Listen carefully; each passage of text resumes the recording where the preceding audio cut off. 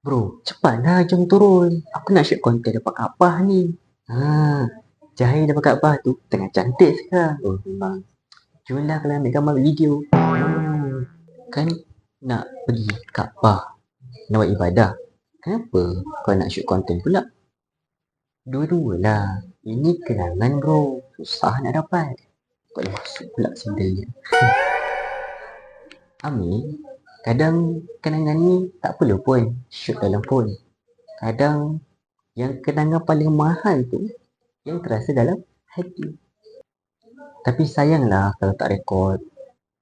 Takut nanti bila kau balik, galeri dalam phone memang penuh. Tapi dalam diri kau tu kosong je. Sebab tak minta keampunan. Okeylah. Aku sepadan hati je. Jom gerak sekarang. Macam tu bagus. Nak ambil gambar ni boleh. Tapi yang penting jangan lupa tujuan utama kita, iaitu beribadah kepada Allah SWT.